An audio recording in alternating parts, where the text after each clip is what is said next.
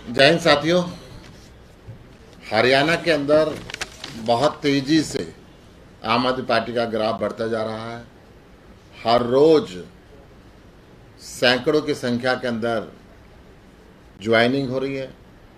विभिन्न वर्ग के लोग हरियाणा के अंदर आज कानून व्यवस्था से परेशान होके, बेरोजगारी से परेशान होके, शिक्षा और चिकित्सा व्यवस्थाओं के अभाव में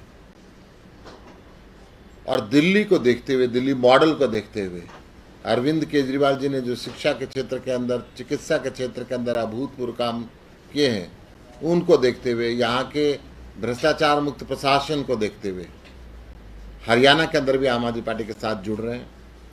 आज उसी कड़ी के अंदर हमारे बीच में चंदन शर्मा उर्फ निवान जी हैं। आप इंटरनेशनल पॉप सिंगर हैं, सामाजिक कार्यकर्ता हैं, बहुत ही प्रभावशाली व्यक्ति हैं, प्रसिद्ध समाज सुधारक और विश्व शांति के लिए युवा एम्बेसडर भी रहे हैं। 10 से अधिक देशों में अनेकों सामाजिक प्रतिष्ठित संगठनों के साथ आपने काम किया है। आज आम आदमी पार्टी को ज्वाइन करेंगे, मैं इनका अभिनंदन करता हूं। इनके साथ में जतिन राठी जी हैं, प्रसिद्ध समाज सेवी हैं, एक अच्छे व्यापारी हैं। महम रोहतक के अंदर अनेकों संस्थाओं के साथ आप जुड़े हुए, चाहे वो सामाजिक क्षेत्र की हो, चाहे वो धार्मिक क्षेत्र की हो, सभी के अंदर इनका पूरा योगदान हमेशा मिलता रहा है। इनके साथ में किसान नेता विजेंद्र सिंह जी हैं, प्रसिद्ध समाज सेवी हैं, पूर्व सरपंच हैं सीकर खास गांव महम रोहतक से। इन सब का मैं अभिनंदन करता हूं। और आज हमारे साथ में हमारे वरिष्ठ साथी अनुराग ढांडा जी हैं। मैं इनसे निवेदन करूंगा आप आगे बढ़ाएं।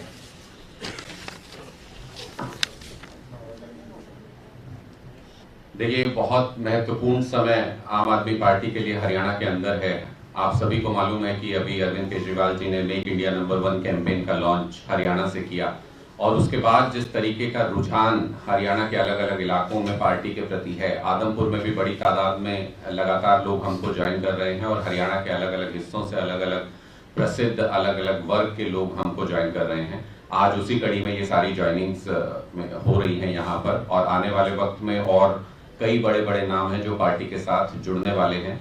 तो हमें लगता है कि हरियाणा के अंदर जिस तरीके की शिक्षा नीति भारतीय जनता पार्टी की सरकार चला रही है, जिस तरीके की सुरक्षा व्यवस्था है, जिस तरीके से लोग त्रस्त हैं सरकार की नीतियों से, उसके विरोध स्वरूप और आम आदमी पार्टी में एक उम्मीद जिस तरह से देख रहे हैं, उसको देखते हुए लोग बड़ी तादाद में आम आदमी पार्टी के साथ जुड़ रहे हैं।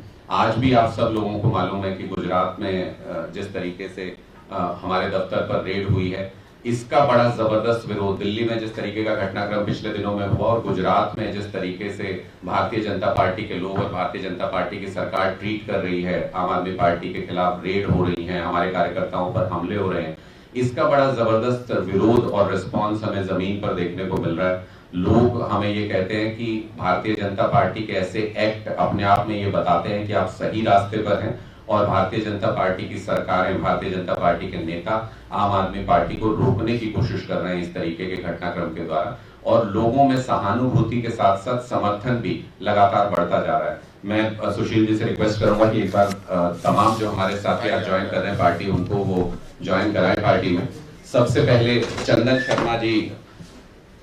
शर्मा जी और निवान, जो इनका काम करने के लिए जो इन्होंने नाम को अपनाया, निवान वो इनका नाम है, और काफी फेमस सॉन्ग्स इनके पॉप सिंगर रहे हैं। आप सेंटर में आ जाइए, बिल्कुल सामने आ जाइए। निवान आज हमें ज्वाइन कर रहे हैं, और इससे हमें बड़ी ताकत इस मायने में मिलेगी। बहुत यूथ फॉलोइंग है इनकी, इंटरनेशनल पॉप सिंगर रहे हैं, और बहुत सारे सामाजिक संगठनों के साथ भी इन्होंने लगातार काम किया है। जतिन राठी जी हैं, समाज सेवी भी हैं, बहुत कामयाब व्यापारी हैं, महम के इलाके से आते हैं, ये आज हमें ज्वाइन कर रहे हैं। और जैसा हम पहले भी बताते हैं कि हम बहुत ज्यादा स्क्रीनिंग करने के बाद जो हमें लगता है कि समाज में अच्छी पकड़ रखते हैं और बहुत साफ सुथरी छवि के लोग हैं, उनको हम पार्टी में ज्वाइन कराते हैं। विजेंद्र सिंह जी हैं, प्रसिद्ध समाज सेवी हैं, पूर्व सरपंच रहे हैं सीकर खास से। 23 साल की उम्र में, अगर मैं सही बता रहा हूं तो 23 साल की उम्र में ये सरपंच बन गए थे अपने गांव में, और बड़ा चेंज लाने की कोशिश की थी। अब आम आदमी पार्टी में ये उस बदलाव को देखते हैं, और आम आदमी पार्टी की विचारधारा के साथ आज जुड़ रहे हैं। बहुत महत्वपूर्ण बात यह है कि कुछ चंद सवाल हैं जो हम आज की प्रेस कॉन्फ्रेंस के माध्यम से इस ज्वाइनिंग के साथ साथ उठाना चाहते हैं। वो ये कि आप सबको मालूम होगा कि सोनाली फोगाट जी की हत्या के मामले में जिस तरीके से हरियाणा सरकार और गोवा सरकार का जो रुख रहा, उसके बाद उनकी बेटी से माननीय मुख्यमंत्री दिल्ली अरविंद केजरीवाल जी और माननीय मुख्यमंत्री पंजाब भगवंत मान जी ने मुलाकात की थी अपने आदमपुर दौरे के बाद, जिसके दबाव के चलते आखिरकार अब सीबीआई जांच की बात कही जा रही है कि सीबीआई को जांच सौंपी जा रही है इस मामले की। लेकिन हमारा उसमें प्रश्न खट्टर सरकार से ये है और गोवा में भारतीय जनता पार्टी की सरकार से और केंद्र में भारतीय जनता पार्टी की सरकार से हम ये प्रश्न पूछना चाहते हैं कि आखिर अगर ये क्वालिफाई करता था केस, तो इतने दिनों तक सीबीआई जांच इस मामले में क्यों नहीं दी गई। हमारा दूसरा प्रश्न इस मामले में ये है कि कौन से ऐसे राजनीतिक व्यक्तित्व या कौन से ऐसे षड्यंत्रकर्ता साजिशकर्ता हैं जिनको भारतीय जनता पार्टी बचाना चाहती थी, कौन से ऐसे व्यक्ति हैं जिनको बचाने के लिए इतना समय दिया गया कि जो घटना हुई, जो हत्या हुई और जो सीबीआई को जांच सौंपी गई उसके बीच में इतना समय था। सब जगहों पर गोवा पुलिस ने खुद जाकर के तफ्तीश की। जो उनका फार्म हाउस सोनाली फोगाट जी का था, वहां पर एक चोरी की घटना भी सामने आई इस बीच में ही। इतना समय आखिर क्यों दिया गया? क्या कहीं पर किसी तरीके के सबूतों को नष्ट करने की कोशिश की गई?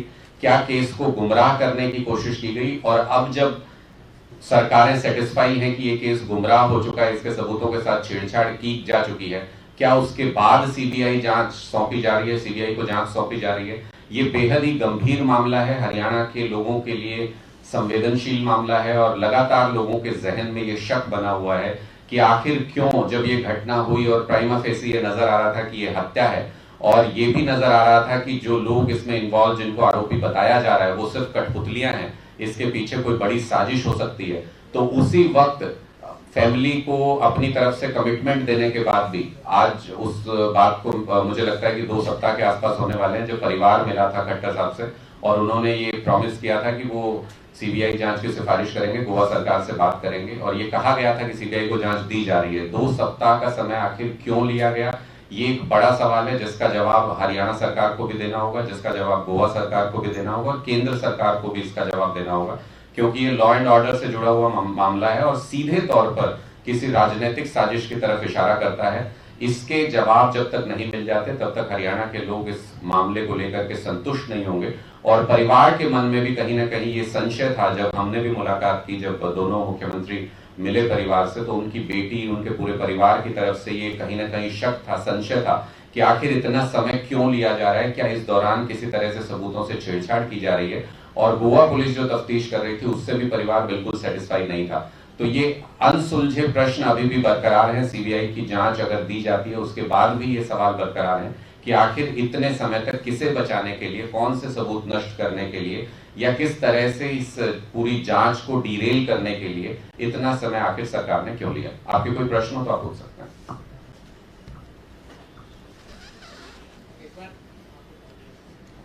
Thank you. फोटो एक हाथ पकड़ो।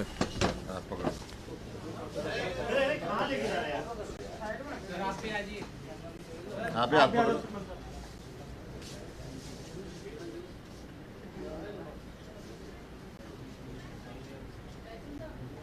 चलो, थैंक यू।